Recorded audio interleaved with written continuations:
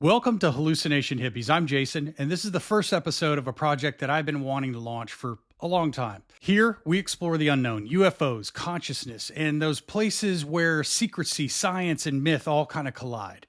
I want this to be a space where skeptics and believers can both sit down and say, okay, let's pick this apart together. And we're starting with one of the most difficult subjects to make sense of, UFOs. Not the sightings, but the weird swirl of truth and lies around it all. A system that creates confusion that I call the maze. So tonight, let's try to map some of this out.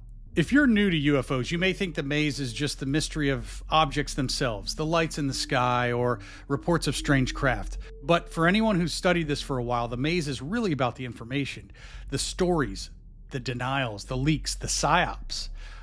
Think about it. You get a strange sighting and then an official statement and then a retraction or an explanation. Sometimes both versions contradict each other, but both can technically be true. And it leaves you with an unsolved puzzle, but also a headache. Even the CIA admitted that during the Cold War, some UFO reports were really spy planes, like the U-2 or the SR-71, and they let the UFO story just run because it kept people from guessing the real truth. And that's disorientation by design. And that's the maze, a hall of mirrors where some reflections are real and some are projections. If you want to understand how the maze really works, let's start with Roswell. In July of 47, the Roswell Army Airfield released a press statement saying that they'd recovered a flying disc. The very next day, Higher Command changed that story. It wasn't a disc, it was a weather balloon. Now, later in the 1990s, the Air Force explained it as part of Project Mogul, which was a top-secret balloon program to monitor Soviet nuclear tests. That could have been, the closed book, but decades later, Major Jesse Marcel, the intelligence officer who actually handled the debris, said the material was unlike anything that he'd ever seen. Impossibly light, impossibly strong, with strange markings. He said the balloon was a cover story. And just like that, two parallel narratives were born. One says a mundane balloon, the other says a recovered craft. Roswell isn't just about what crashed, it's about how stories are managed and how these stories can outlive the facts themselves. For decades.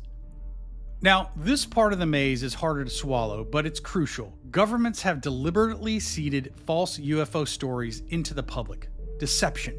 So, take the 1980s and the case of Paul Bennewitz. He was an engineer near Kirtland Air Force Base, and he believed that he was picking up alien transmissions. He was convinced. According to multiple accounts, including interviews with Air Force counterintelligence officer Richard Doty, who you may have heard, Bennewitz was deliberately fed false information. And the result was he was chasing signals that mixed truth and fiction. And over time, his health collapsed under the weight of all the lies. His story is documented in Mirage Men, which is great, and it argues that disinformation wasn't just about hiding tech, it was also about destabilizing entire communities of researchers. So here's the lesson. In the maze, not every insider is trying to help. Some are planting breadcrumbs that lead to nowhere, or worse sometimes. And now we get into the deepest corridors. This is where you hear words like special access programs or unacknowledged special access programs, SAPs, USAPs. These are the real vaults of the military-industrial world. This is also where UFO crash-retrieval programs usually live.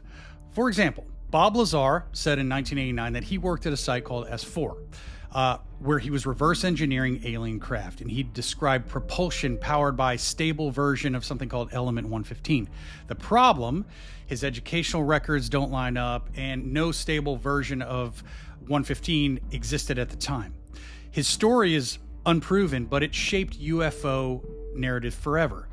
ATIP, the Pentagon's Advanced Aerospace Threat Identification Program, it ran from 2007 to 2012. Someone named Luis Elizondo allegedly led this program. However, that's been disputed by the DoD. David Grush in 2023 testified under oath before Congress that the U.S. had been running a crash retrieval and reverse engineering program for decades, and that some of the material is non-human. His testimony was serious, but so far remains unverified publicly.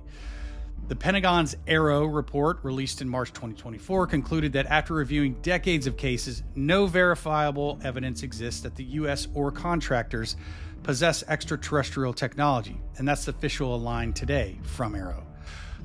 And then there are the Wilson Davis notes, alleged meeting records where Admiral Thomas Wilson supposedly discovered a buried crash-retrieval program inside a defense contractor. Wilson denies it. The authenticity is unresolved. And now here's where it gets tricky for researchers, because when programs move from government agencies to private defense companies, FOIA, which is the Freedom of Information Act, doesn't apply the same way. Agency records can be requested. Contractor records usually can't. If UFO material exists, it might not be sitting in a government hangar. It could be in a corporate vault somewhere, and that's a whole different level of secrecy. Fast forward to today, the maze has gone digital. So AI makes it possible to create photorealistic UFO footage in an afternoon. We've all seen it. Audio deepfakes of pilots, even fake leaked satellite videos.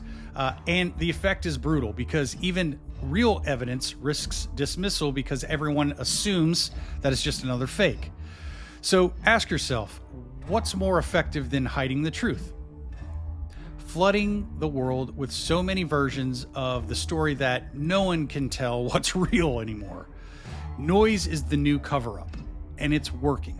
So why try and map the maze? Well, because whatever's at the center, misidentified human technology, breakthrough science, or something truly non-human, changes how we see ourselves, how we see the universe. It changes everything. So my rules for navigating it are simple. Stay open to extraordinary possibilities, stay strict about evidence, be kind to witnesses, and ruthless with claims. On the next episode, we'll explore a theory that flips the UFO conversation inside out. What if contact isn't about crafts at all, but it's about consciousness and the connection there? I'm Jason, and this is Hallucination Hippies. Remember, if you want to find the truth, you have to be willing to get lost in the maze first.